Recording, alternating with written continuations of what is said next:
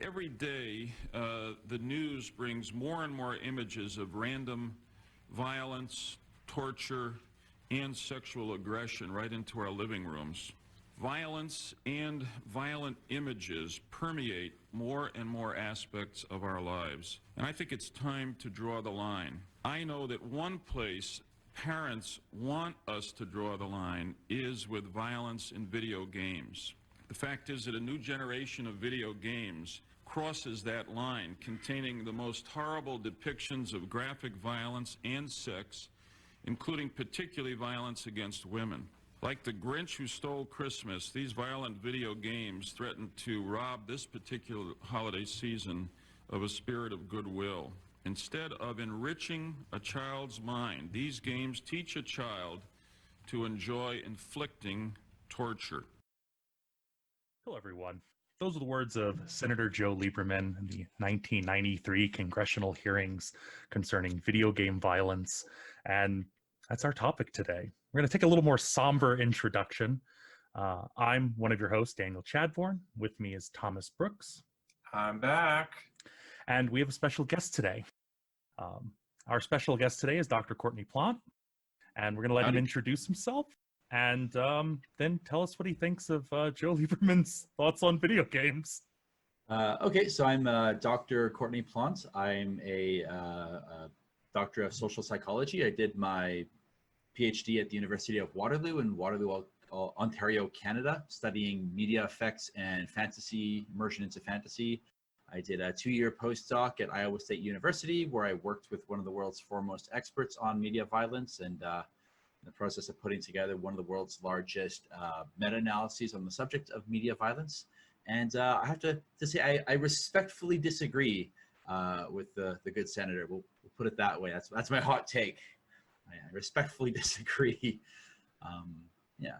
So there, it's somewhere in between no effect and inciting the love of torture in children. Yeah, but believe it or not, it's possible to have a sane middle ground between outright denialism that 8 hours of video games can have any effect on us, and they're making the children kill everyone. That's the crazy middle ground I want to walk, is somewhere between that. I know it's a little silly, but. And so just to kind of further add to your credentials, there's a recent book that you've published on the topic too, which is one of the reasons why, when we were thinking about guests, because we also know you, that we would have you on. You want to talk a little bit about? Sure, I'll pimp the book real quick. So the book is written by myself, Dr. Courtney Plante, also my collaborators, Dr. Craig Anderson, Dr. Douglas Gentile, Dr. Christopher Groves, and Dr. Johnny Allen. All of us have at one point or another worked on media violence work. And basically the book is just an FAQ, everything there is to everything you could think of to ask a media violence researcher, because over the course of our careers, inevitably we get questions from students or parents or gamers or politicians being like, hey, so tell me the truth about it. And we got really tired of writing out these long-winded answers, and so we sat down and took 53 of the most, or 57 rather, of the most common FAQs that we get, and we wrote them down in sort of a short 1-paragraph, no bullshit answer, and then the long-winded academic gobbledygook answer. So depending on which one you're looking for, we got you covered. Oh, and the book, I guess, is called Game On. If you want to look it up on Amazon. We'll put a link. It's also important to note that it's cheap when as far as academic books go. Yeah, we didn't want to profit from it, so it's about as cheap as we can make it. So just kind of, obviously there's 57 questions that you answer in the book. What would be the main takeaway for someone who is just kind of curious generally about the topic? Like, where is that middle ground between like, oh, 8 hours of Call of Duty does nothing versus like, we're raising a generation of killing machines? Yeah, so I always compare it to compare your media diets to your food diet, right? So no one is saying, hey, you can't have cookies once in a while. A sane nutritionist is just saying, don't make every cookie or every meal cookies and expect it to not impact your health. Likewise, no one is saying you can't enjoy a violent film or a violent video game and such, and you know, that's fine. Just let's not pretend that it's the healthiest thing for us. Let's not pretend that it doesn't have any effect on us. That, and also recognizing that the actual academic position is a lot more subdued than what the media often makes it out to be. I think the media loves to take the academic position and blow it out of proportion and say, oh, they're basically saying it's turning us into killers. And oftentimes that comes from people not understanding what's meant by the distinction between violence and aggression. So understanding those basic things, you start to realize that what's being said in the research is actually pretty sane, and it's everyone watching from the outside that's kind of saying the insane stuff. So for the purposes of this chapter, would you kind of give us that distinction between violence and aggression? Sure. Yeah, so violence is what we think of when we think of like aggression. So violence is like the extreme stuff. Violence typically we define as an aggressive act aimed at causing like egregious bodily harm, right? So stabbing, shooting, killing, you know, maiming, those sorts of things are violence. And so most people, when they hear a researcher say, oh, violent video games increase a person's risk of violence, what they hear is violent video games cause people to be violent, which is not what the argument is. That's a gross oversimplification.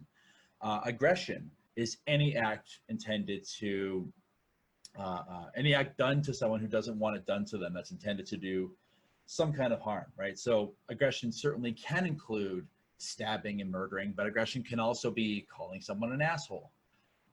So, you know, when we say that, oh, violent video games increase a person's risk for aggression, for most people, bumping up your level of aggression is the difference between, you know, being a pretty chill guy and calling someone an asshole, not the difference between being a chill guy and going on a shooting rampage.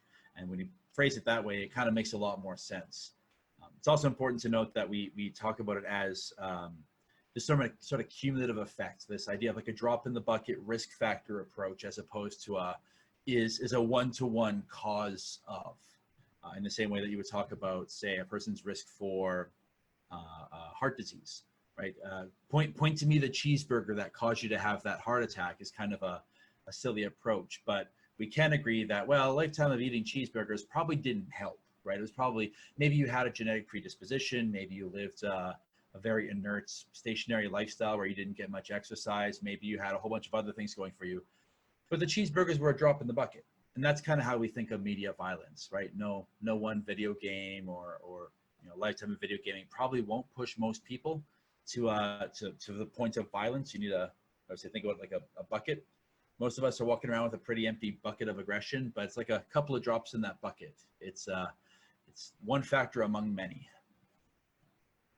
So that might get into sort of that concept of like the chicken or the egg situation. So there's, you know, that argument that I think it's thrown around a lot. I think that was one of the arguments made when kind of Penn and Teller covered this, and then their show Bullshit, and when you know, they talked to the authors of that Grand Theft Childhood book, you know, this idea that, you know, a lot of the factors that they looked at in their study didn't really predict, you know, that the sort of video game playing, it really didn't predict some of these outcomes. With something like bullying behavior, previous bullying behavior was one of the predictors. You know, this idea that do violent or kind of more aggressive individuals, or they may be more drawn to this content versus, let's say, your more kind of peace and love mindset initially, you know, individuals. Yeah, I believe the book, if I recall, that's Lieutenant Colonel David Grossman's book, Grand Theft Childhood, which is a good example of a person who's, well, good intentioned,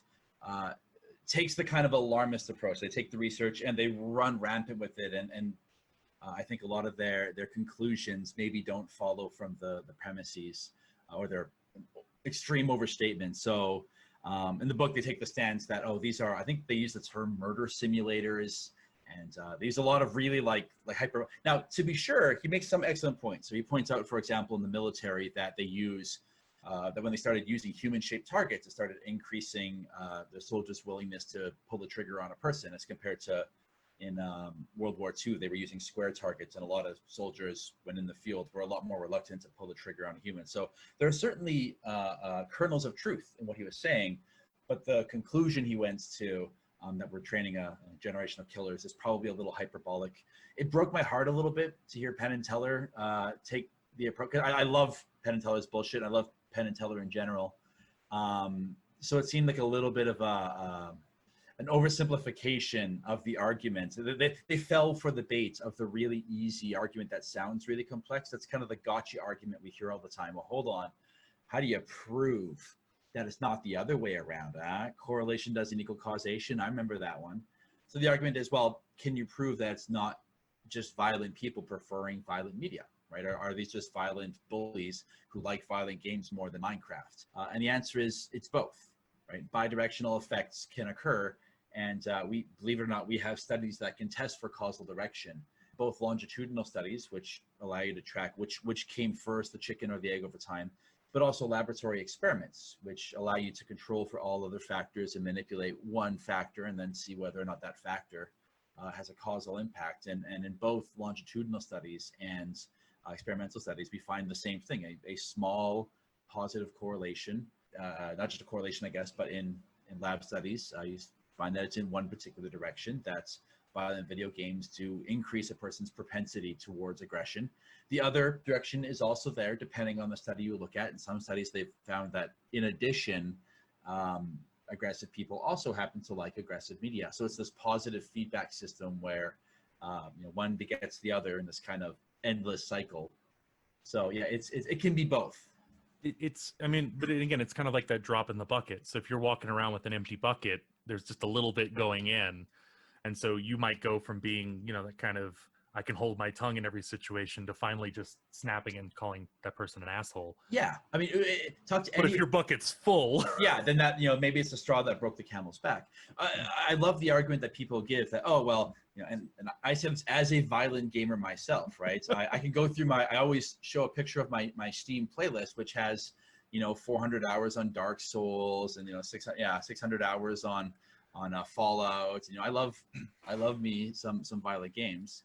I was going to ask, after just platinuming Ghost of Tsushima, which is an insanely violent game, yeah. In addition to everything else, like, why am I not a violent person? But you've answered that question. Well, I guess I'm in the process. Yeah. So, how can I be a violent person and not, doesn't that disprove your argument? And the argument is, first of all, I have no doubt that most people are pretty pacifistic. Most people don't spontaneously go out and punch people in the face. It's a pretty low bar to set as far as, I haven't shot up a school yet. Oh, good for you. You and 350 million other Americans. But there's no way of knowing that, okay, I'm a pretty chill guy. Well, you don't know if you would have been a chiller guy had it not been for the violent games. And if anyone's ever played a violent multiplayer game, right? Take your Overwatches, take your League of Legends. I mean, there's some pretty toxic shit spewed. I mean, I stopped playing online games just because people are kind of shitty to each other online. And I think anyone who's played a multiplayer game will concede that they're capable of some saying some pretty horrible things online. We would call that verbal aggression. Yeah, I remember talking with Pat Edwards, who worked with on the Brony study project, and when he was kind of, I think, moving a little further away from the Brony research, he was like, why don't we look at other groups? They were like, we're going to look at League of Legends fans. And then they went and talked to, you can't see everyone's faces. We're horrified. But, right. And they went, and even the League of Legends fans were like, you really don't want to do this. We are not a happy, friendly group. And the bronies, the My Little Pony fans who also played League of Legends were just like, please don't. Because that there's a competitive nature, even in a game that doesn't, it's little sprites on a screen, shooting blips of light at one another. League of Legends fans are going to get upset I oversimplified that. I will say, to like save you from being canceled by League of Legends, in my learning technology class last semester, I went over this article from Cho in 2019, which looked at a school district that implemented a league tournament across all of their schools. And they found that, yes, they were very aggressive. Schools were aggressive towards each other's collectively. And it actually ended up being along economic lines. So the poor schools got bullied the hardest. But within each individual league group, the students bonded with each other and bonded with the teacher and learned more about like technology in terms of like building and promoting their league team, looking at things such as like recording softwares and be able to integrate like their learning from the class and their technology class into their playing. So it's not quite all terrible. I mean, they're terrible to each other out group wise, but in group wise, they saw a huge increase in like pro-social behavior between members and the teacher, Yeah. which was fascinating. I'm actually glad you brought that up too. It's one of the questions in our book is it all bad, right? You know, like, oh, I thought you could, you know, doesn't it improve your eye-hand coordination? Yes. Doesn't it improve your ability to multitask? Yes. Doesn't it, you know, and the answer is yes, right? Just like going back to the analogy of your food diet, right? You know, even high sugar foods can still have some sustenance, right? You can slap some vitamin C in some really sugary juice, right? The sugary juice probably isn't great for your heart health or for your, you know, for a bunch of other things, but it does have some vitamin C in it, right? And likewise, you can argue that, yeah, violent games can still have positive effects, but also have negative effects. And all else equal, you know, okay, maybe pick some games that have the potential for positive effects rather than, you know, just eating the equivalent of a bag of sugar. And that study's not alone, the one you described. There was a study a few years before that which showed that Halo, the game Halo, when you play it competitively, where it's team-based deathmatch, you have people behaving a lot more proactively towards their teammates. They show a lot more willingness to share, a lot more willingness to cooperate and work together than if you were to simply be one-on-one, you know, free-for-all deathmatch. Right. So I've no doubt that you know, a game like Overwatch, despite the fact that it can lead to some pretty toxic comms and such, you can still get, you know, people still think in mindsets. You can still get increased willingness to be pro-social, but you also can't deny that there's a greater willingness to be an asshole on comms, or to, you know, you turn the game off and maybe for a few minutes afterwards, you're more likely to be grumpy towards your partner, or more likely to drive like a bit more recklessly on the car, on the road, or more likely to lose your temper just a little bit faster. Again, we're talking drops in the bucket here, right? So not 0 to 60, go shoot up a school, but, you know, these gradual changes, these slow changes in a person's personality, being just a little bit more irritable, that's aggression. That's low-level aggression. I know I'm going to snatch this question from Daniel, but you had mentioned earlier kind of about League of Legends, how it's, you know, like little sprites on a screen with blips of light. And we've talked about a lot of different video games so far. Is there kind of a range? Like, am I destroying zombies in Minecraft versus like, you know, Grand Theft Auto kind of situation for violent video games? So shooting people in the head versus shooting aliens in the head, that sort of thing, or shooting little pixels versus shooting a hyper realistic person and blowing their head off in glorious HD. So the answer is yes and no. So in theory, there should be a difference between them. In practice, one of the problems with this research is we're dealing with incredibly small effect sizes. And so it's hard enough just to detect an incredibly small effect size. But when you're then trying to look at small modulations and small moderating variables of an already small effect size, it gets incredibly, it's like you don't have the resolution to distill out those different effects.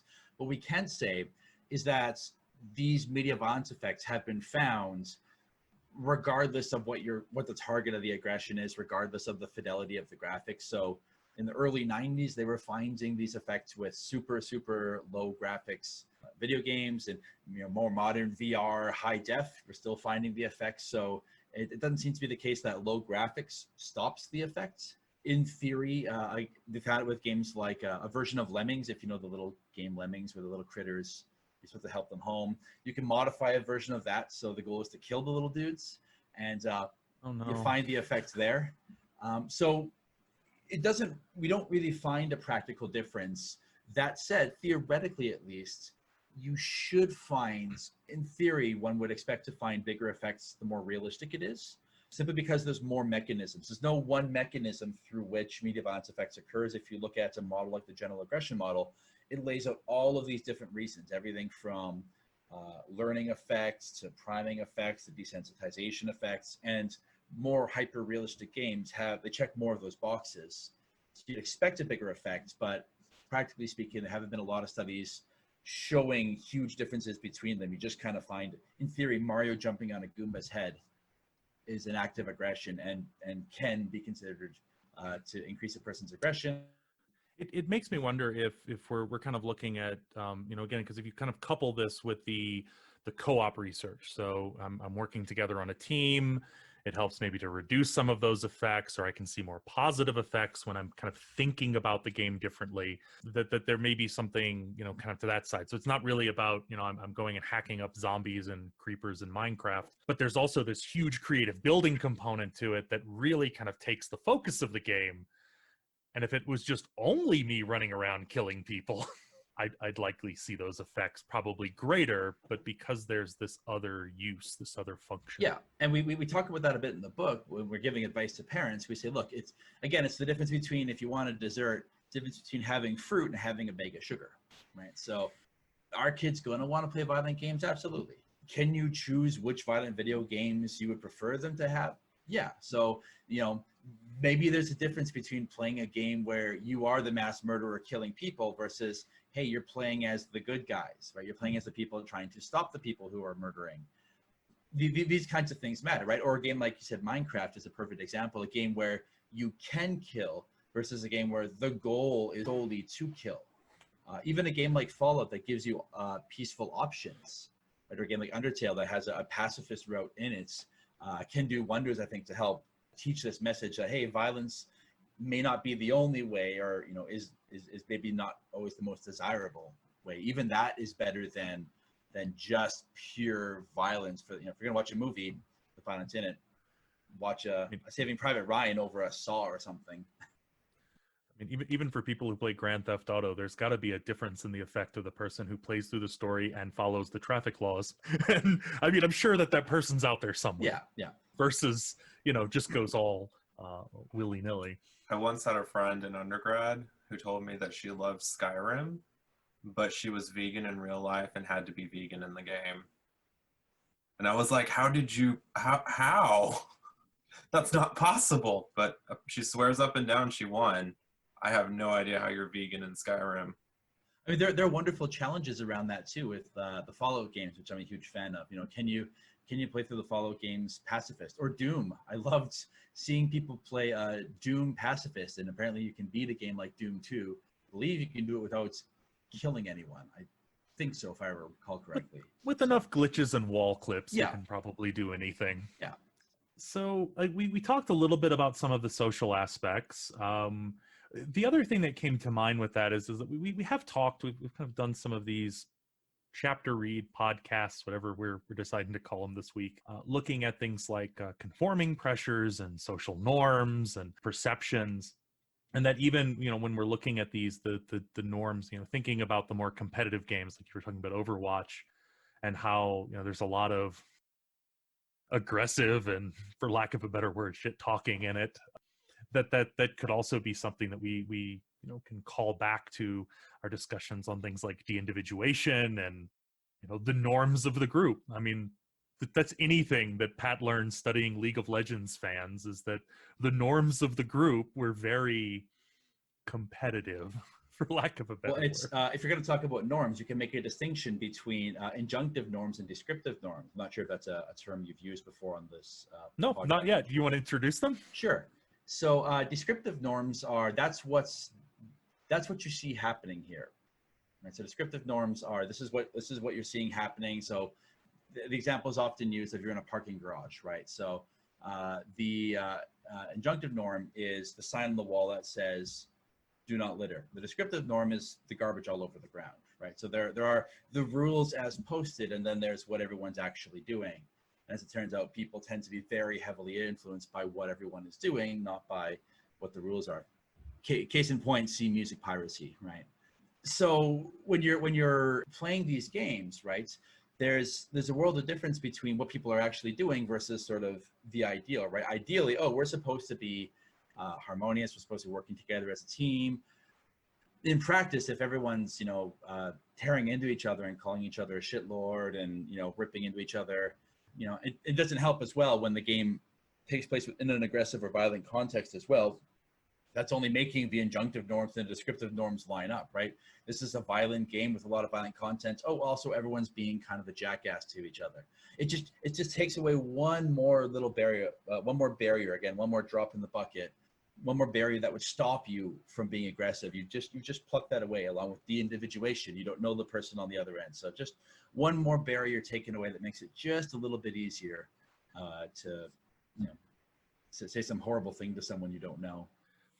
So I have one last question before we get into maybe the less friendly question, or at least one of like the two I have. So would you say, and I'm not sure this is something that either Anderson or anyone within your group has looked at, but whether or not this is more of kind of a universal effect that you've seen, or if there are some maybe cultural differences. So you might see in another country that kind of the way that they might approach a game, or the way that they might approach these situations may cause differences in how they interact with them. Yeah, so it's pretty tricky looking, again, because we're dealing with small effect sizes. We don't see dramatic differences across cultures. I can say that having done a large-scale meta-analysis from more than 1,700 papers around the world, these effects have been found in all over the world, right? Southeast Asia, they've been found in Egypt and Israel and all over Europe and South America. And the effects can be found everywhere. If we're going to quibble over whether it's a 0.18 or a 0.20 or a 0.22 in one country versus another, I mean, and it kind of makes sense because a lot of the underlying mechanics are universal, like priming effects. Priming effects are priming effects wherever you go, right? The brain kind of operates in that manner. It's just sort of a very fundamental part of the human brain. If there are protective factors, it'll be from things like cultural attitudes towards violence, cultural attitudes towards things like guns, cultural attitudes towards being compassionate towards another person versus being very individualistic. Those we would consider to be sort of buffer effects or protective factors, things that suck water out of that aggression bucket. So those might be in place, but the actual connection between media violence and an increased tendency towards aggression, that seems to be about as universal as we've been able to discern so far. So there's this guy named Ferguson. I'm aware of him. Yeah, and he's written a lot. But my understanding is that he kind of represents, we talked about sort of those two extremes. We've got someone like Joe Lieberman on one side, who's taking a very moral high ground and saying it's inciting the thoughts of torture in children. And then Ferguson's kind of on this other side saying, Anderson's wrong, he's bad, he should feel bad, these effects don't happen. So at least that's my very basic understanding of it. So I don't want to shit talk anyone.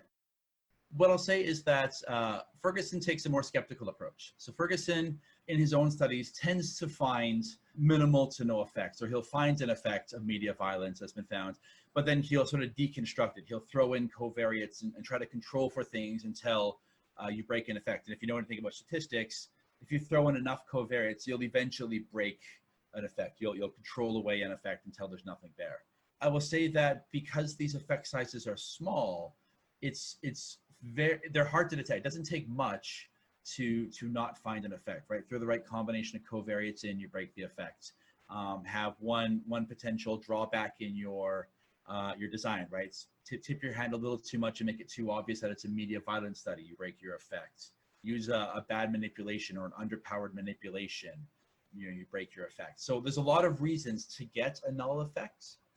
And so I think we've taken the position that when you find null effects, typically they're, I don't want to say the exception rather than the rule, but they have to be looked at within the context of 5 decades of research showing media violence effects, and finding a null effect and saying, well, I don't think there's an effect there, really is sort of ignoring the mountain of evidence over the last 5 decades. But what's more importantly as well is Ferguson's approach. And again, I have no problem with someone being skeptical. I think it's healthy for the field to say, well, show your work, are you sure? So I don't for a second think Ferguson, is bad for the field necessarily.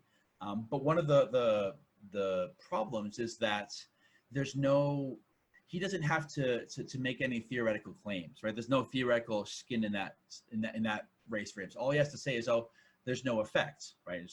Whereas if you want to argue there's an effect, you have to show your work. You have to show, here's the rationale for why. And in fact, he's never forced to explain why there shouldn't be an effect. And when you think about it, he's the one that's on precarious theoretical ground, because everything we know about social learning effects, about priming, about desensitization, all of these things say there should be an effect. So for there to not be an effect, the onus is upon you to explain, well, okay, well then why not priming effects? Why not social learning effects? Why not desensitization effects? What's magical about media violence that doesn't happen in any other context where this is found, including things like pro-social media effects, right?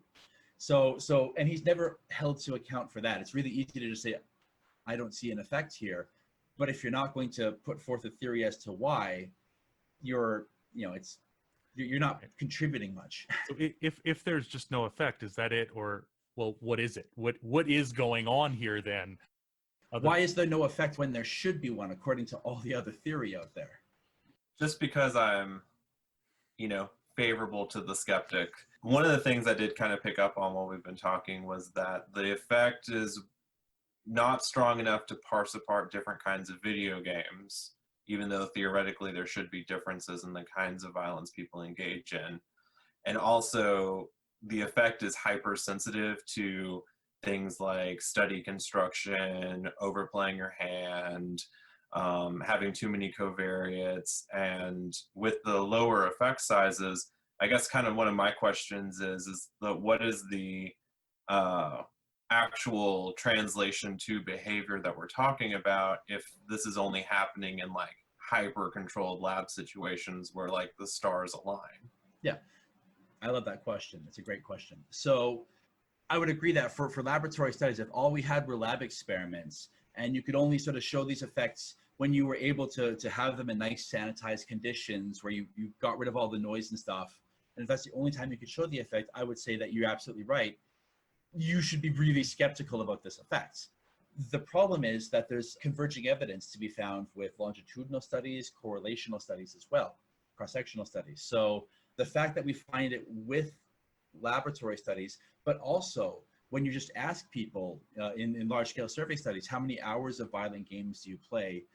And also, how many fights have you gotten into? Have you ever brought a gun to school? Have you ever, threatened someone? We also find a correlation there where we're not looking at one specific video game, but just in general, how many violent games do you play across the genre, right? And for much broader measures of aggression, one of the critiques of media violence lab studies is, well, you don't have a real measure of aggression, right? You don't actually have people hurting each other because ethics frowns upon us giving people baseball bats and letting them rail on each other.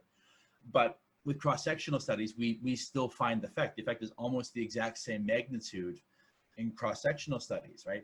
You could argue, well, but cross-sectional studies can't show, directionality, but that's where longitudinal studies come in, and they've done, 30 and 40 year long longitudinal studies. Raoul Huesman did a really famous one where they showed that violent media consumption in youth predicts things like arrest records in adulthood. So, yeah, So go ahead. Oh yeah, so there's like a bunch of context around these pristine lab studies as well. Absolutely, yeah. So we always make the argument for converging evidence, right? One failed lab study isn't enough to they think about mountains of evidence, right? One failed lab study isn't enough to counteract, well, okay, well then how did all these experiments and cross-sectional studies and longitudinal studies all yield similar results using different games from different researchers in different parts of the world, across different decades, right? This stuff's been done since at least the 1960s, this kind of work. Not on video games specifically, but on film and even on things like comic books. So, yeah. One of the things I found interesting with the video game research specifically, I was looking at one of the skeptical articles that kind of looked at the moral panic aspect of video game research. And it was Columbine that kind of triggered the wave of video game research in that way.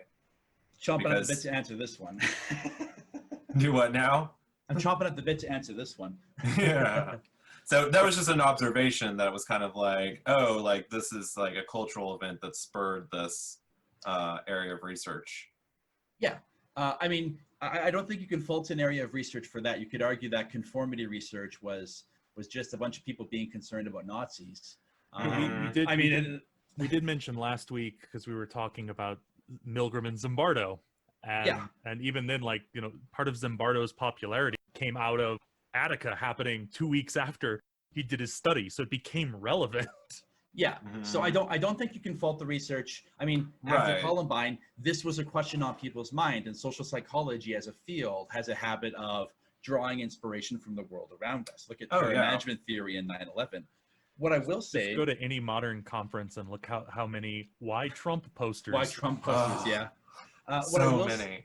What I will say though, because there's a kernel of a really good critique in there though, the idea that it's a moral panic, and this framework is often used to portray media violence researchers as crusaders on the road to purge the world of all this violent media content, and that kind of falls flat for a few reasons. One of which is a lot of us are violent gamers ourselves. Like I'm a huge violent gamer. I would be sort of shooting myself in the foot to try to get violent games banned or something. Right. There's a misunderstanding. I think a lot of this stems from the fact that Craig Anderson was asked to be a testimony or a witness and testify in a case in California, I believe it was, before the Supreme Court, asking about whether or not a game should be censored or prevented from being sold to minors as a result of violent content. And because he was asked to testify to the question, do violent video games increase risk of aggression, people took that as, he's the one like putting forth the argument that they should be censored or not. And you know, I worked alongside Craig for 2 years, and he's like, no, I have no interest in getting games taken off the shelf. I have no interest in preventing people from playing violent games. I just want people to not pretend that it's not having an effect, right? No nutritionists out there are saying we need to ban pie and cake, and they're just saying, can we just read the nutrition information on the back and at least make an informed decision? Can you just have a piece of the pie and not eat the whole pie in one sitting? So by portraying people who agree that there is an effect as moral crusaders, there's this sort of poisoning the well effect, trying to say, well, you know, you're clearly out for non-scientific reasons. You're out to get some moral agenda out there, and that's not really. I'm driven by the data, right? So I've got sort of one more, and we can kind of transition into some of Thomas's topics. But I felt that your response to the Ferguson question was probably the most diplomatic response I think anyone would possibly give, especially after what me and Thomas talked about last week concerning Milgram and Zimbardo. Right. So with that in mind, I want to ask you about this other book that was published in 2015 that was co-authored by Zimbardo, called Man Disconnected: How Technology Has Sabotaged What It Means to Be Male. So he did a TED Talk on it. I don't know if you've seen it, but I'll give you the general thesis. Yeah, I haven't read the book, so you actually got me on the back foot here, so go ahead. Okay. So it collected research to support a thesis that males are increasingly disconnected from society. He argues that a lack of two-parent households, female-oriented schooling have made it more attractive to live virtually, risking video game addiction and pornography addiction. So here's the problem. I kind of agree with his conclusion, not with his premises.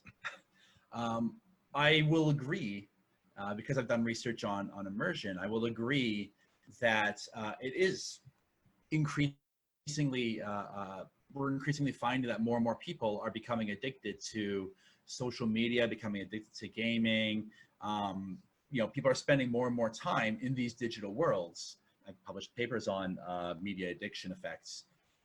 However, this is the symptom, not the problem. And I don't agree with Zimbardo's argument that this is somehow, that the big culprit at the core of it is somehow something to do with masculinity. I would argue that it has a lot more to do with things like Robert Putnam in his book, Bowling Alone, talks about the sort of breakdown of social capital, right? So people just have smaller circles of friends. People move to the suburbs and have fewer neighbors. People weren't getting civically involved. People weren't getting involved in things like bowling leagues or, you know, community groups or church groups. And so because of this fragmentation of society, you have people turning to the internet or turning to online worlds or to digital worlds for a sense of escapism or a sense of sort of recapturing some of that social interaction online. So I think there is some of that digital escapism. I don't agree at all with what he's attributing it to. It's not the utter downfall of masculinity or, you know, men not being men because they're playing video games. That's kind of what his TED Talk made an assumption about. But no, I mean, I can definitely get with you, you know, on sort of that side, that kind of breakdown. It is very attractive to sit on Twitter or Reddit or Facebook if that's your, especially right now, if that's your social interaction. So I'm hearing that the isolation, or not the isolation, the what is it? Social distancing. The social distancing. No, I'm thinking the alienation of late stage capitalism. Yes. No, and I'll totally agree. I think that contributes to it. I think, you know, it's one of many factors. We'll go drops in the bucket again. For a number of reasons, people feel less and less connected to their society, less and less efficacious in having any kind of control over what happens politically. They're seeing, I mean, look at millennials who grew up in an environment where, you know, there's a climate change crisis. You have no chance of getting or holding any kind of political power. The economy's kind of tanks. You have no job prospects. You have no job prospects. The idea of slipping into a digital world where you actually have some control over your life is kind of appealing. And that kind of falls in line with, you know, some of like runs parallel to kind of like the increase in drug overdoses and suicides and mental health issues and chronic health issues that are happening primarily in places that are like experiencing economic like collapse. These are all symptoms of the problem. I think a problem different from if I'm going to play devil's advocate and try to toss some kind of a life preserver to Zimbardo here, the most charitable I can be is to say that society's ideas of gender norms have changed in the last few decades. And so insofar as a person has staked their identity and staked all of their life and their sense of self-esteem and meaning solely in their identity as a man and nothing else, then perhaps the changing of gender norms may be one factor contributing to it. That's about as charitable as I can be, and even then, I think that that's pretty weak arguments. It's a pretty big stretch. Yeah. Well, there's also kind of a theoretical tie there too, that gender roles change as economics change as well. So like we didn't get our like traditional masculine gender roles until the Industrial Revolution. Yeah. When like men had to leave the farm where they worked with their wives and children to the factory to become the breadwinner. So, you know, 21st century has jumbled everything. And the giant asterisk on all of this is that even if Zimbardo could convincingly argue that this were the case, there's a big difference between like, you know, this is what it is versus this is how it should be, right? So the idea that even if this were happening, you know, would we be better going back to traditional masculinity and stuff? And, you know, I would argue probably not. I mean, that would not serve the needs of the society right now, since we have two-parent household incomes and stuff. So and most people are divorced. Well, actually, that's leveled out. That's they're not getting married and having kids anymore. That's also you true. You can't get divorced if you never get married. It's big brain thinking. There you go. Well, that was the at some point we'll do a chapter on gender and sexuality, but all the research that was like, you know, members of the LGBTQ community are they're entering and exiting relationships much more than others, and I'm like, well, because you can't get married. Like, it's so easy to leave a bad relationship if you don't have this legal. You're not legally bound to it. Right. I will say though, kind of in line with our like shifting gender and chaos and isolationism and addiction, millennials are the least likely generation to have had sex after high school. That wasn't that Twang's book who talked about changes in millennial trends, and I think she argued that among all the other shitting on millennials, one of the surprising findings was that they're actually the kids are kind of all right. Well, they're actually having less sex than like the boomers and like the greatest generation. Like drug use is down. low. Yeah. drug use is down amongst millennials, and it turns out all those worries about buying houses and cars, eventually they're getting around to it. But you know, I mean, not right recessions now. tend to mess things up. Was it 54% of millennials are living at home now? Yeah, it was Yep. that new. So I would get addicted to video games too if I was living at home. And again, like you said, it's a potential symptom of what's going on. I mean, in the same way that you can easily take a example like Columbine, and you can have people making up stories that they were developing mods of Doom to mimic the school and practice these events.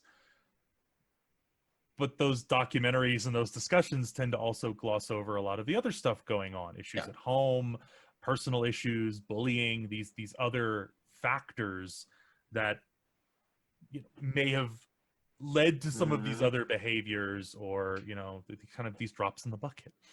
I start using that analogy a lot more. I really like Once I learned it, it's become now synonymous with how I talk about media violence effects. Once you understand drops in bucket and relative risk, and the fact that, hey, more than one thing can cause or can contribute to a person's risk of something, it makes a lot more sense. So I think go ahead. I think Thomas asked you, at the beginning, kind of what was the biggest takeaway.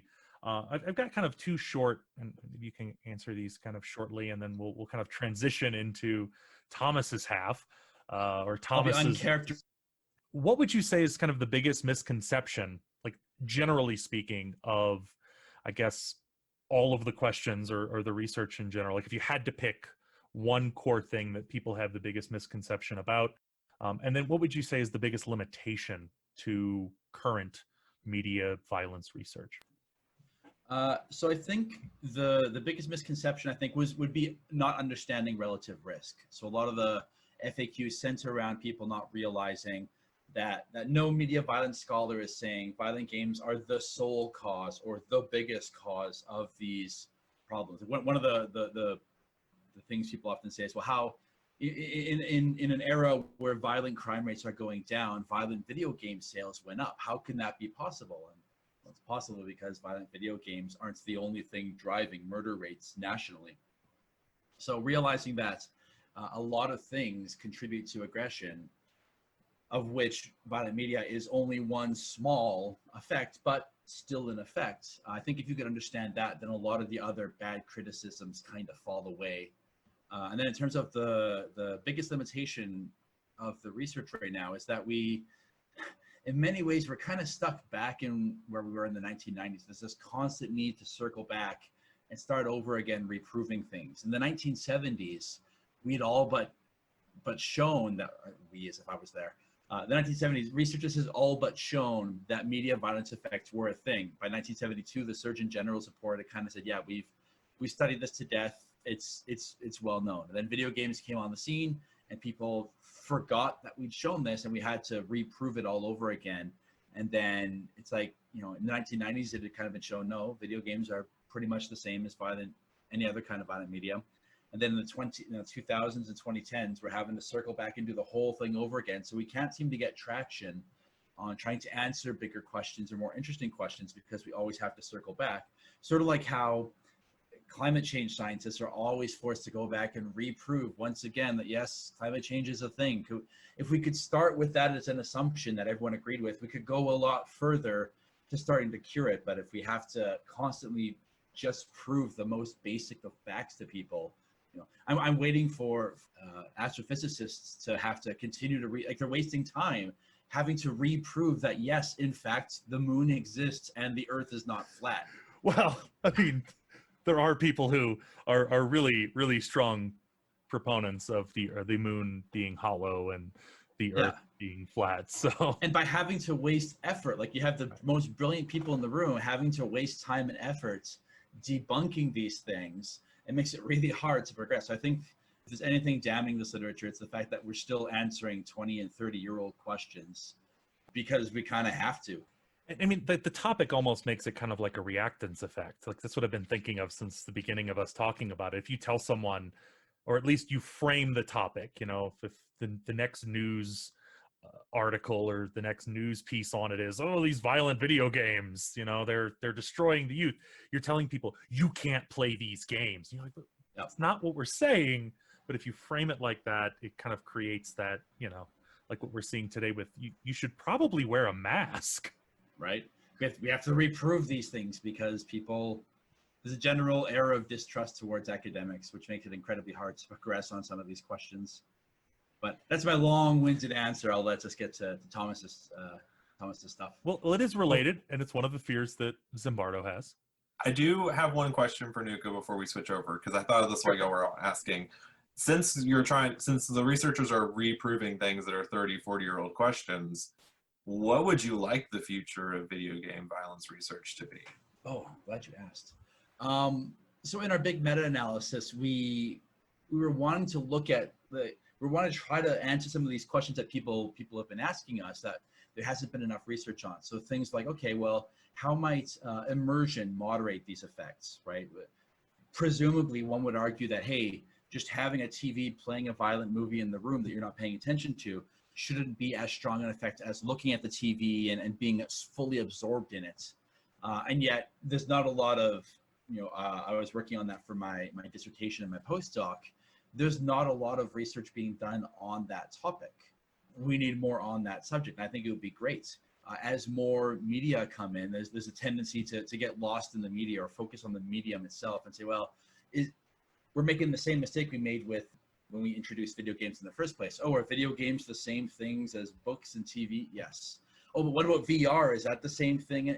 Yes. I'll tell you right now, the answer is yes. The medium doesn't dramatically shift it. So if we can move away from that and focus more on things like, hey, immersion, or hey, what other moderating factors are out there?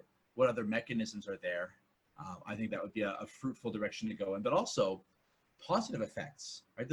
There's a growing body of research showing that, hey, you can harness this stuff for good. If we didn't have to focus so much on showing that, yes, media violence effects are a thing, we could start talking about things like, well, hey, how could you harness this stuff for good? To foster creativity, to foster pro-social norms, to create more educational games that people are motivated to play.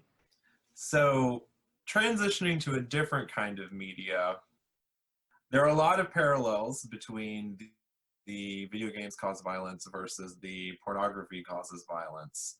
But I will say, listening to you talk about the video game violence and the perspective of researchers who are finding this effect and talking about this effect, that there's only like a small group of politicians, a small group of religious people who are kind of poisoning the well and making it all about the moral panic. That is not the case in the pornography research by any means. That's like 10 times worse than the porn research. Oh yeah, it's coming from all sides too. So the original people who kind of went through and were talking about pornography causing violence were the third wave feminists. And then the religious academics got a hold of it. And so the entire conversation is poisoned, essentially. And so it's very, very hard to kind of tease apart what is, hyperbolic and what is actual science. And so, but we do kind of find similar things. So people who are more aggressive or more prone to aggressive behavior tend to gravitate towards violent pornography. We also see that it affects longitudinally, that, the more you watch, the more you are dispositioned to engage in violence. Interestingly, one of the parallels that I found when you were talking about oh, well, crime is going down here, but video game sales are going up. There's also an argument in this area that says that in areas that see higher pornography viewership, there are lower rape cases, both county-wise and country-wise. And so that's But how can that be possible?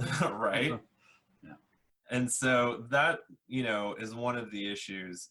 One of the things I wanted to ask you is that, while there are a lot of parallels here, I guess the main question, the skepticism that I have in this research is that the level of investment and as to the why you're consuming the media does play a fairly large role in the media, if we can say that the mode doesn't necessarily matter and the medium doesn't necessarily matter, right?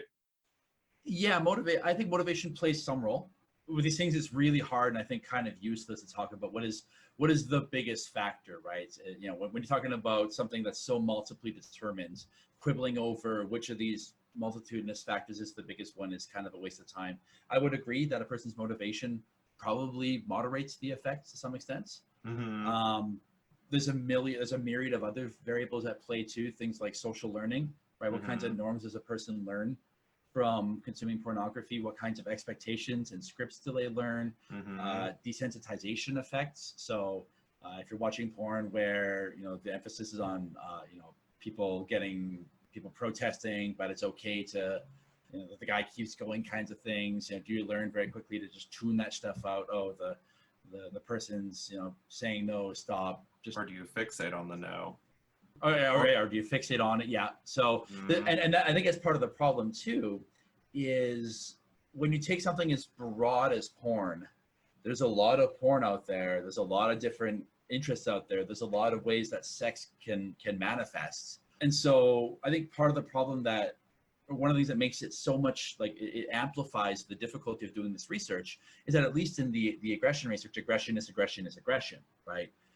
But when it comes to the porn research, right, if you want to say, well, porn is having an effect, well, on what? There's so many different possible variables out there. I've seen people look at porn's effect on violence towards women. I've seen porn's effect on relationship satisfaction, porn's effect on rape myth acceptance, porn's porn's effect on your own sexual performance or your own self-esteem. There's so many different possible variables to look at in there, and because of that, people want a nice clean answer. Is porn good or porn bad? And depending on which handful of variables you like, you can say, oh, porn's good.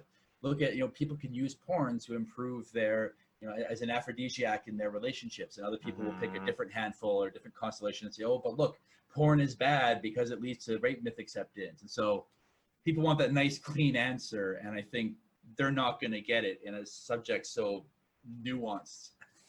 Right. Do you see in video, so one of the things, this is one of the bad faith arguments within the porn research, and this was shown, I don't have it up right now, but I can find it if we want to link it. But they did a longitudinal study. So the idea that the gateway, or like the, the slippery slope with pornography, that you start watching, there's a little bit of violence here, there's a little bit of violence here, and then you start looking hedonic treadmill, and then you like start falling through, and then all of a sudden you're looking at snuff films or something like that. That longitudinally has shown that, yeah, people do tend to slide down, but then they slide back up to their preferred genre. Huh. And so they don't actually start at the top and then go all the way down to heinous, videos. Yeah. So is that kind of an argument within the video game research too? That once you you kill a zombie in Minecraft and then all of a sudden you have to play Doom? It started with smashing Goombas, and now I need to attack prostitutes in Grand Theft Auto. Right. So I wonder, I don't know enough about the mechanisms they're positing there. I will argue that one of the mechanisms that argues for this hedonic treadmill kind of argument is desensitization effects, which we know are a thing. We know that if you show a person more and more violence, it phases them less. It has less of an effect on them. And one of the mechanisms involved there is physiological arousal. Sex is all about physiological arousal, right? So the same hedonic treadmill is there. Presumably, if you look at a picture of a naked person, the first time it's exciting and titillating, and after a while it kind of loses its effect and you start chasing novelty. So from that mechanism, I can see it being just a pure downward slide. But obviously, if what they're saying is true, there are other mechanisms that pull you back, whether it's things like you cross or violate some social norm, and you start reevaluating and go, oh, I went too far. I've gotten into some pretty dark stuff, and you pull yourself back. Right. And sex is more than just physiological. It's also psychological and social. So you can get down to that level with your treadmill, but then when you're there, you're like, this doesn't jive with who I am. This doesn't jive with what I'm attracted to or with what I fantasize with. And that which is another. Sorry, go ahead. I was going to say that does seem to be, at least with some of the, I wanted to watch my language and say, in doing the deep dive on this research for this book chapter I've been writing, that one of the things that they found is that people are very aware of kind of how it meshes with their value systems and their moral leanings and their upbringing. And it doesn't mean that they're not watching it. There is that one study that could not find participants in their 20s who had not seen porn. Right. And I think one of the things, so one of the theories I work with is the sexual script theory. And so I kind of understand pornography through that lens, is that there are three different levels to our sexuality. There's our cultural viewpoints and our opinions and kind of the normative stuff that we're ingrained in as we grow up. And then there's that interpersonal, like, these are the decisions that I make, these are the behaviors that I engage in, these are the people that I have sex with or want to have sex with, and this is what I would do. And then there's that identity level below that, or they called it the intrapsychic script. And all three of these are communicating with each other. And so when we engage in a sexual scenario, like, yeah, you may get a physiological arousal, or your physiological arousal may be desensitized, but we're also playing in the realm of both identity and our cultural values at the same time, kind of figuring out, you know, is this something that turns me on? Is this something that, you know, I want to engage in? So there's a little bit of executive control in choosing the pornography that you want to engage in as well. Yeah, and I think one of the things that emphasizes too, and if you know, from asking me, hey, are there things that you would like to see differently in this research? An appreciation of multiple mechanisms looked at once, because I think if you were to look at physiological mechanisms, you'd find one effect. But if you also looked at simultaneously a social mechanism or an identity mechanism or an an ideal study would include all of these different levels, all of these different possible mechanisms, and show there's a complicated interplay of all of these things. And you know, structural equation model would show that there's 5 different pathways going on here, 10 different pathways going on here.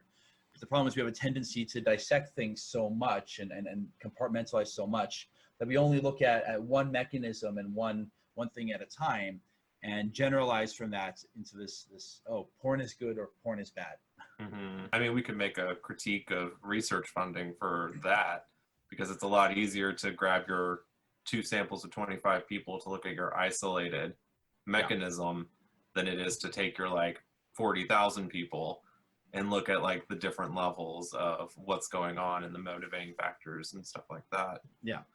It also speaks to the importance of being aware of the literature. So things like meta-analyses and regular reviews of what's look at the issue holistically. So my biggest pet peeve is someone says, I read a paper that seals the deal. And I'm like, no, if you read a paper and that's your conclusion, you are grossly oversimplifying. You need meta-analyses. You need to look for that converging evidence and not just look at one question, but look at all of these different questions that need to be asked. So rather than a blanket, porn is good or porn is bad, well, here are the effects of porn. Porn has this effect and this effect and this effect. Some of these are desirable, some of these are undesirable, like we've been doing in the media violence research. Mm-hmm.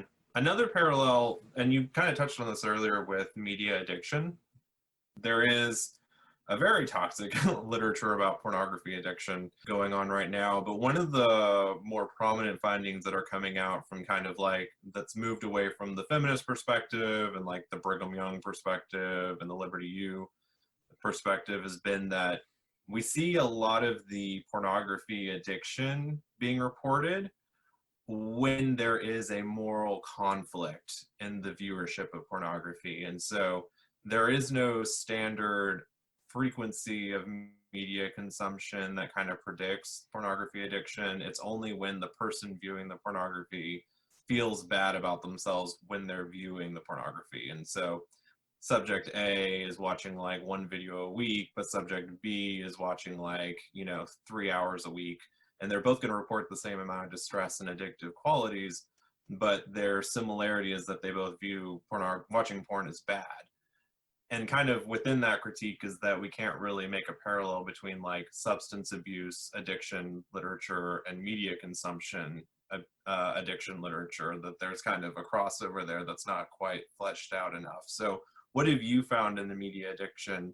And is there kind of a similar mechanism of like, oh, I shouldn't be doing the thing that I'm doing, this is bad, oh my God, I'm addicted?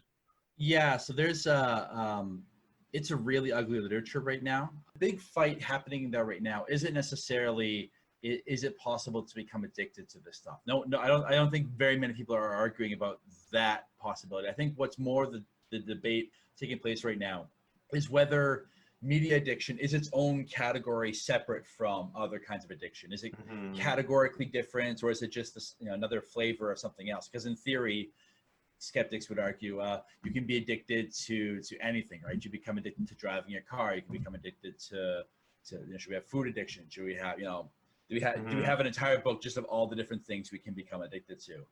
Or is it enough to just say addiction, Right. not otherwise specified? So that's kind of the big debate happening right now. I'm less interested in that question and more interested in the idea of, okay, for people for whom this consumption has gotten out of hand, right? That's kind of my definition. Stop looking at number of hours. Stop looking for some kind of comparison or physiological mechanism that ties it to drug addiction. Let's just look at people for whom it's pretty apparent they're having trouble, right? They're the common sense diagnostic categories. So like, is it affecting your relationships? Is it affecting your happiness? Is it affecting your relationship with your friends and family? Is it affecting your ability to function in day-to-day life? It's that standard clinical, is it a disorder? Is it maladaptive? Is it distressful? Yeah. Right. Is it non-normative? And it needs all three. Yeah, and if you can find that, the next step is to say, okay, is it the problem or is it the symptom? And I don't think we do enough of that. I think there's way too much tendency to focus on the media violence addiction or the media addiction in general as the thing to be fixed, rather than, okay, now why is the person drawn to that? And I think the porn literature could probably benefit from that, because I think if you dug down into it, a lot of these people who are, I have an addiction or it's bad for me, are really it's a symptom of I'm in an environment where there's a tremendous amount of guilt and moralizing being placed on things that probably shouldn't feel guilty or moralized about. Some of the pornography literature does turn to that side. There is a lot that looks at maladaptive use, especially, and how the person views their own, kind of interpersonal relationships or their romantic relationships. And if there's a difference between, that person who uses it as kind of that aphrodisiac method, or views it but still has this very healthy romantic relationship, versus that person who is turning to it as an escape. Or you'd argue the same with video games. There's that difference between the person who's, sitting down for a couple hours a day or a couple hours a week, versus that person who's like, I need to escape. This is going to be my escape. I'm going to use this to not have to think about my problems to the point where I ignore my problems. Right, because stress use, or I guess using pornography, I don't know about video games, but using pornography to relieve like temporary stress is not associated with the addictive model or addictive outcomes. I don't know if video game is similar. Like, you're like, oh, I'm stressed out, it's been a crazy day, I need to like decompress, play an hour of video games, and then go back to my life. What we say is the how chronically are you doing it, right? So Okay. No one would argue the useless and gratifications model of media use suggests that we use media to put ourselves in a certain mood. If you had a tough day, you put on something that'll cheer you up. If you're feeling sort of sad, you put on something to cheer you up. If you're feeling like you want to feel sad, you put on music to put you in that mood. So there's nothing, we use media to gratify this need for emotion regulation. The question is this the only way you have to do it, right? So coping mechanisms aren't a problem until they're your only coping mechanism. And when you can't get that coping mechanism, is there a serious issue? So I don't think there's a problem with the person who had a really stressful day, and so they just want to look at something pleasant or something that gives them a feel good, right? There's a world of difference between that person who does it occasionally or who has other releases, or maybe I'll call up my friends to put me in a better mood, or maybe I'll talk to my partner, versus the person who, this is literally the only thing that gives me joy in life anymore. Right. Now we're talking about a person who I would say is being addicted, regardless of how, raw numbers, right? Regardless of whether it's 1 hour or 20 hours a week, you've got some serious coping issues there that need to be dealt with. The porn is just a symptom of that. Y'all might find this hilarious. I don't have a link to it. I'll see if I can find a link to it. We don't have to post this website whatsoever, but there's a lot of backlash against people who kind of take that middle ground, or like looking at that morality aspect or morality incongruency aspect, or kind of the function of pornography, give it kind of more of a nuanced view, other than just like, porn is bad, you're going to get addicted, lose your manhood, etc. And there's a website that tracks researchers that publish things that aren't explicitly porn is bad, the end.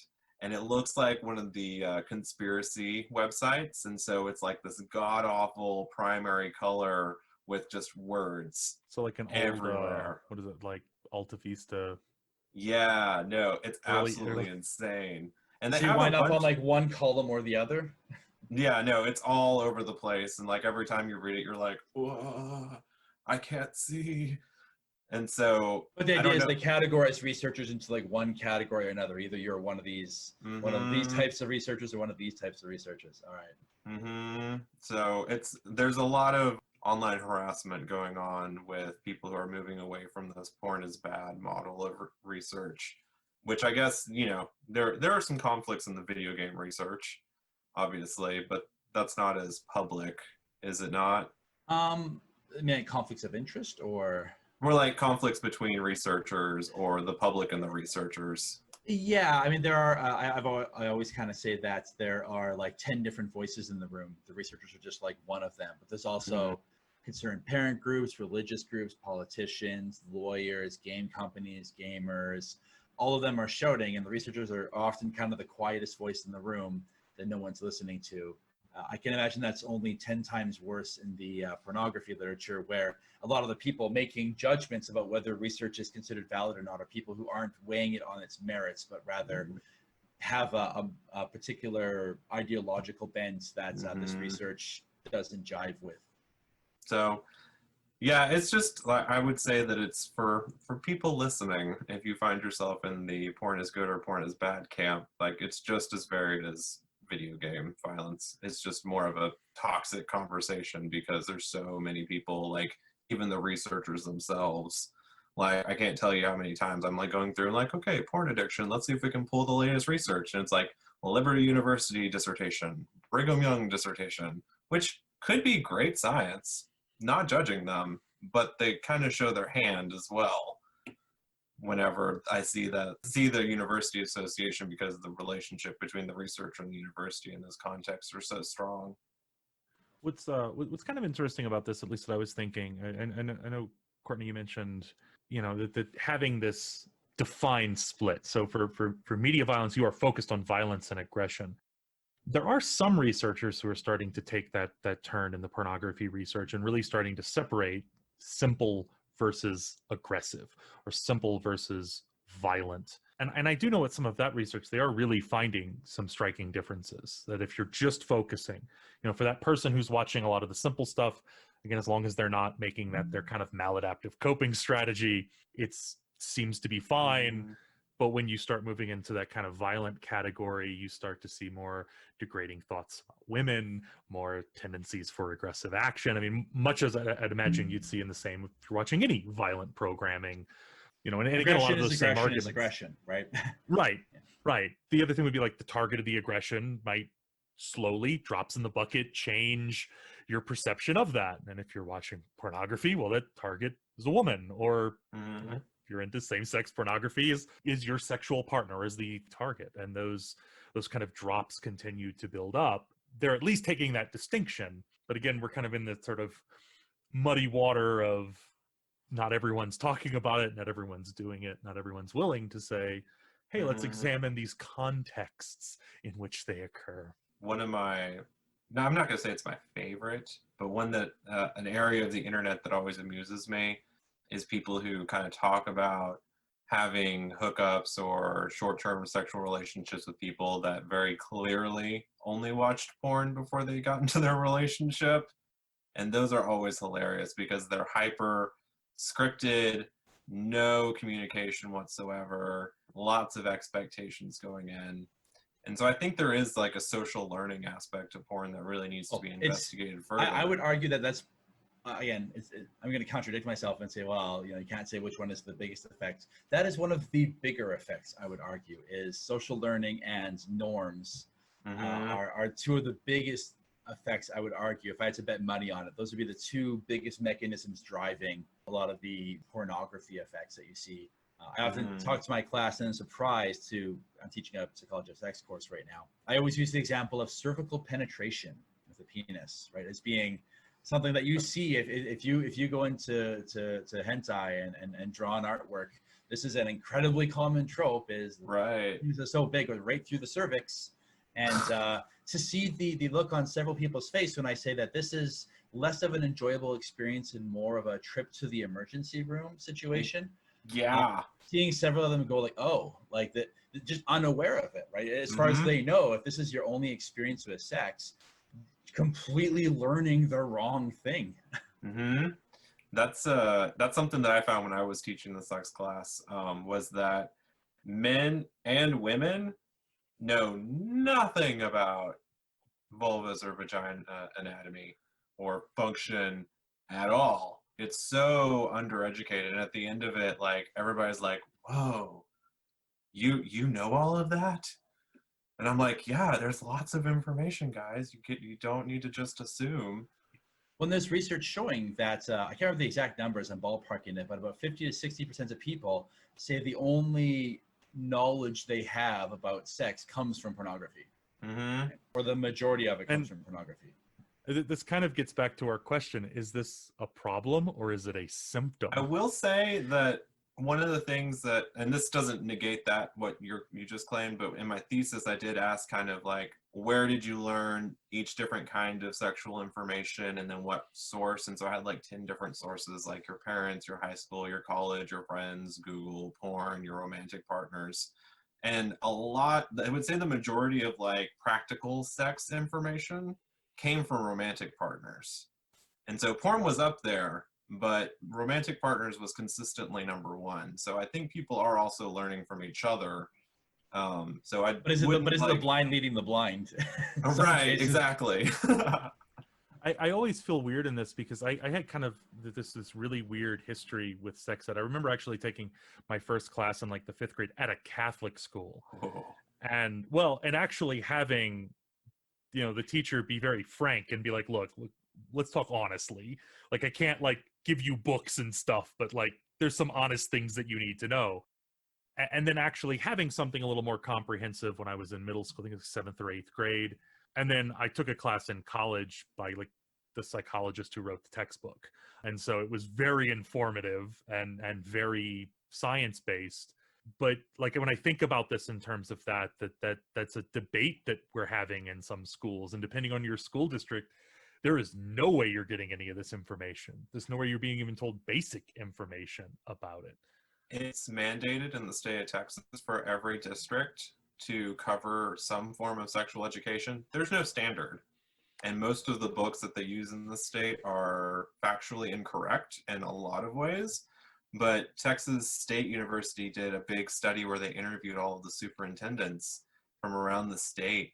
And I think it was like, I can't remember the number, but there was like a handful of districts that straight up refused to teach it. And some of the quotes that they got from the superintendents were like, oh, well, we're a rural district, and so like the kids learn everything they need to from their farm animals. And I was like, ah! Kinsey had some interesting things to say about what people learn from their farm animals. Just saying. But it's what's funny is that it makes the pornography issue so much worse than the media violence one. Trying to study it, I mean. In the sense that at least when it comes to media violence and okay, well, is aggression an undesirable state of affairs? Most people would agree that, okay, people shooting other people is generally a less desirable state of affairs than the alternative. When it comes to discussing the effects of pornography, we're all over the board on that one, on what even ought to be a goal we're striving for right now. So if you can't even agree on that, I mean, good luck trying to get people to agree on whether the research is likable, dislikable, moral, ethical. We can't even agree on what the definition of sex is. So like there's some studies that look at like just lay people and students, like, how do you define sex or losing your virginity? And people are all over the place. And then one of my papers was caught up in a how do you define masturbation paper. It was like a review, and it was like, here are like these 18 studies or so that all use masturbation as a dependent variable, and they all defined it differently. I mentioned pornography, even like the scale. What's a is there a meaningful distinction between erotica versus pornography? Is this a difference that makes a practical difference? Are we splitting hairs here, or is this like, then where do you draw that line between, well, when is it one and when is it the other? And at what I point don't does it envy you. become violence? Because, you know, you can have some of the feminist scholarship who's like, anything that involves women in pornography is violent. Whereas on the other end, you're like, anything involving sex on video is violent. And so there's no, everybody's shooting in the dark. I mean, we do get a little bit of that, not nearly to the same extent, but like one of the big discussions that people sometimes have is, or take issue with, is when we define aggression or define violence as intended to cause grievous harm, right? So we say, okay, shooting, stabbing, killing. People say, well, if you tell someone to kill themselves, is that considered violent, right? And some would say, well, no, and others would say yes. So there is a little bit of quibbling over where we draw these lines in the sand. Ultimately, a lot of them are kind of arbitrary lines in the sand anyways. Like, the point is that it increases your likelihood of aggression. Whether you want to call it violence or aggression, it's still aggression. But I can see some parallels there to the pornography literature. I mean, at least with the content, when you're comparing the two, with the content, if they're using it with the content, it's almost maybe even quasi bad faith in the video game violence stuff. It's like, oh, is Mario the same as Grand Theft Auto? When, like, I mean, there's nuance there, you know, and then there's maybe a difference there. But with the pornography research, I mean, there's not even, like, that's almost a good faith argument, because you have to be able to define your parameters, say, well, this person views this as pornography, but they don't view something else. You know, is something like 50 Shades of Grey pornography? In some ways, we kind of coast under the radar in the media violence literature, because it's that famous adage where you can show a person shooting someone in the head 10 times, but if they're shirtless while doing it, if you can see their boobs while they're doing it, censor, ban, inappropriate. So as a society, we've almost become so numb to all the violence in our media that no one raises a stink about it or is all that bothered by all the, you know, so we can get away with saying, oh, that's a violent game. No one's going to doubt that it's a violent game. They're just going to deny that it has an effect. Right. Whereas, and anything remotely close to showing skin is going to be porn. Well, it's those three things we're not supposed to talk about around the dinner table, and violent video games isn't one of them. Media violence isn't one, but sex is. Well, I think, unless y'all have any other questions about porn, I think I'm good. Do we have a bias of the week? We do have a bias of the week, and I think it is apt. We've discussed the need for certain trends, maybe not repeating certain trends over and over again. We've discussed maybe wanting to create new norms or reestablish, you know, better research on this. So this is an effect or a reflex.